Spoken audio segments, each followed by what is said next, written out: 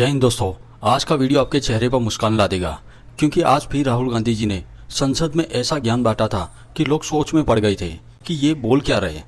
एक पल के लिए ऐसा लगा कि ये संसद है ही नहीं। जब बीजेपी नेता रविंद्र प्रसाद जी खड़े हुए तो उन्होंने पहला सवाल यही पूछा कि ज्ञान लाते कहाँ से। राहुल गांधी का अंदाज ऐसा था कि जैसे स्कूल की असेंबली में भाषण दे रहे हो। लोग सोच रहे थे कि ये क्या था। रविंद्र प्रसाद जी ने जिस तरीके से इस गलत ज्ञान का जवाब दिया, पूरा मंजर ही बदल गया। उनकी बातों में तथ्य भी थे, तंज भी थे और सच्चाई भी थी। आज का वीडियो न केवल राजनीतिक है, आपको हंसाएगा भी, सोचने पर मजबूर भी करेगा और दिखाएगा कि देश की सबसे बड़ी पंचायत में चल क्या रहा है। तो वीडियो को अंत तक जरूर देखें और मुझे लिखिए कि आपको ये वीडियो और राहुल गांधी का भाषण कैसा लगा। चालू करो बे। स्पीकर सर, दिल्ली के चारों ओर जंगल हुआ करता था। जो आज यहां रहते हैं उनको ताजुब होगा कि एम्स के बिल्कुल बगल में जंगल शुरू होता था। जहां रेलवे म्यूजियम है वहां पे जंगल शुरू होता था। वैसे ही जंगल में, दोनों नॉर्थ और साउथ, वैसे ही जंगल में हजारों साल पहले एक युवा, 6-7 साल का युवा,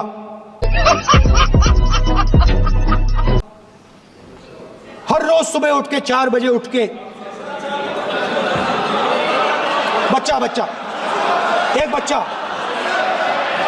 एक बच्चा, वाह बहुत बढ़िया, एक बच्चा 4 बजे उठ के तपस्या करता था।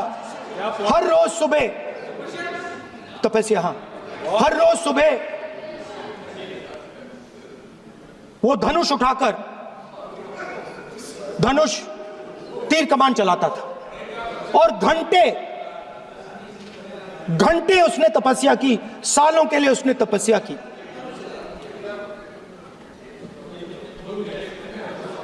पास लोगों को पता लगने लगा कि लड़का है।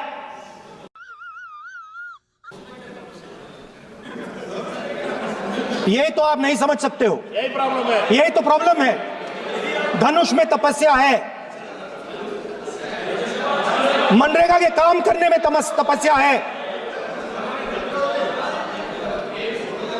तपस्या का मतलब शरीर में गर्मी पैदा करना। ये क्या बात करता है यार, समझिए। हाँ, तब का ये मतलब है, तपस्या का ये मतलब है। तो ये तपस्या कर रहा था, लोगों को पता लगा और वो गुरु के पास गया। लड़के का नाम एकलव्य था और वो गुरु के पास गया और उसने कहा, गुरु द्रोणाचार्य जी, मैं सालों से धनुष चलाना सीख रहा हूं। मैंने अपनी पूरी शक्ति इसमें डाली है।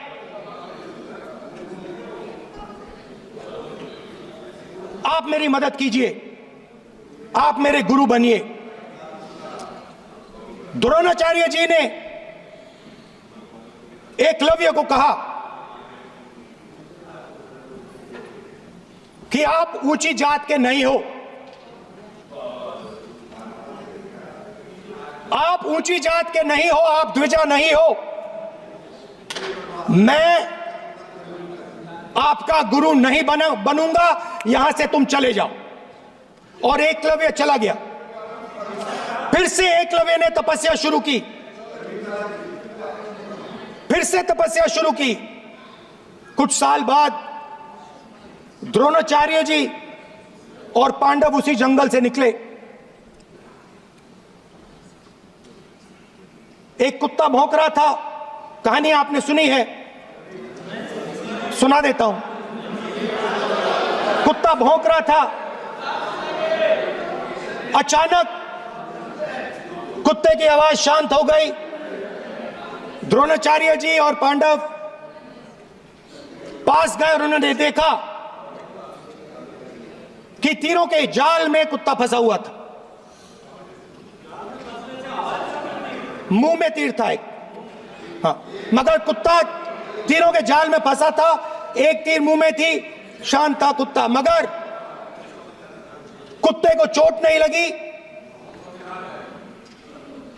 एकलव्य ने अहिंसा के साथ कुत्ते को शांत किया था। द्रोणाचार्य जी आते हैं और एकदम पूछते हैं, तुम्हें यह किसने सिखाया? एकलव्य जवाब देता है, द्रोणाचार्य जी, यह मैं सीखा हूं, मैंने तपस्या की है, घंटों मैंने प्रैक्टिस की है।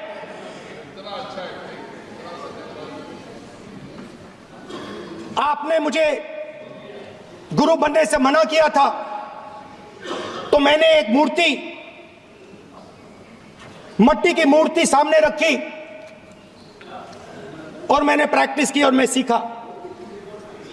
द्रोणाचार्य जी खुश नहीं हुए। द्रोणाचार्य जी ने एकदम कहा, तुम्हें मुझे गुरु दक्षिणा देनी है। नहीं नहीं, ये आपकी स्टोरी है, ये आपकी स्टोरी है। मेरी स्टोरी है कि द्रोणाचार्य ने पूछा।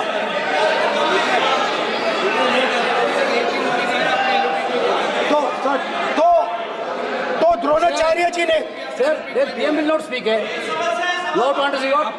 If you are not giving order, Prime Minister has to speak. That's what you have to understand. If you are not giving protection, if you are not giving protection to LOP, then Prime Minister has to speak here. I will tell you. We will be very clear. ठीक है sir. माननीय सदस्य, आपको मैंने कई बार कहा, आप धमकी शब्दों में मत बोला करिए। एक मिनट क्या थी? द्रोणाचार्य जी संसदीय ने, कार्य मंत्री बोल रहे, कितने डिस्टर्बेंस कर रहे थे। द्रोणाचार्य जी ने कहा कि मुझे आप गुरु दक्षिणा दीजिए। मेरी स्पीच ले ली आपने। तो द्रोणाचार्य जी ने उनसे कहा कि गुरु दक्षिणा के लिए मुझे तुम्हारा हुनर, तुम्हारा भविष्य, तुम्हारा अंगूठा चाहिए। और एकलव्य ने अंगूठा काट के द्रोणाचार्य को दे दिया। अभी मजा आएगा ना भिड़ो। कि इस ऐतिहासिक महत्व के विषय पर आपने मुझे बोलने का अवसर दिया है। भारत के संविधान के 75 वर्ष की गौरवशाली यात्रा कैसी रही, हमने क्या खोया, क्या पाया, कहां हम मुस्काए, कहां हम रोए, कहां हमें पीड़ा हुई, कहां हमें उत्साह मिला, इन सबों पर कुछ चर्चा होनी चाहिए। लेकिन माननीय उपसभापति जी, आज तो जब मैं माननीय विपक्ष के नेता को सुन रहा था, तो आज मुझे नया नया ज्ञान प्राप्त हो रहा था। 6-7 साल की उम्र में आदमी युवा हो जाता है, ये पहली बार सुना है। अंदर जाके ढूंढूंगा कि ये ज्ञान कहां से आता है। तपस्या से गर्मी आती है, ये दूसरा ज्ञान प्राप्त किया। भाई कौन पढ़ा रहा है? ये तो मैंने कई बार इस हाउस में कहा, वो होमवर्क नहीं करते, लेकिन तपस्या ऐसे पवित्र शब्द को क्यों बदनाम कर रहे हैं कि उससे गर्मी आती है। माननीय विपक्ष के नेता को बड़ी विनम्रता से कहना चाहूंगा, तपस्या है जिससे महान ऋषियों ने समर्पण किया शाश्वत रूप से, क्योंकि अनंत के साथ में यह होती है तपस्या। और तपस्या अगर जानना हो तो एक बार गांधी जी को पढ़े। मुझे मालूम है सावरकर के प्रति उनको बहुत परेशानी होती है। एक बार इस सदन में मैंने आग्रह करूंगा, एक बार इनको अंडमान निकोबार की सेलुलर जेल में ले जाया जाए, जहां 11 साल सावरकर बंद थे। मैं 3 बार गया हूं उसमें, और जब भी गया हूं तो रोया हूं। उनको लिखने के लिए कलम तक नहीं मिलती थी, और नीचे कच्ची फांसी दी जाती थी, ताकि दर्द हो और सावरकर डरे। ठीक है, आप अपने राजनीति के लिए जो कुछ भी बोलिए, लेकिन जिस व्यक्ति ने देश के लिए इतना त्याग किया, उनके भाई की मृत्यु अंडमान में हो गई, उसके बारे में ऐसे शब्द का प्रयोग न करें, ये मैं बहुत विनम्रता से कहूंगा। तो दोस्तों, आपने देखा कैसे राहुल गांधी के ज्ञान ने संसद में लोगों का मूड बना दिया और रविंद्र प्रसाद जी ने उनकी हवा निकाल दी। अगर आपको भी लगता है कि राहुल गांधी कुछ ज़्यादा ही गलत ज्ञान बांट रहे हैं, तो कमेंट में ज़रूर लिखिए। वीडियो पसंद आया हो तो वीडियो को लाइक और चैनल को सब्सक्राइब करना बिल्कुल ना भूलें और दोस्तों के साथ इसको शेयर भी ज़रूर करें। मिलते हैं अगले वीडियो में, तब तक के लिए जय हिंद।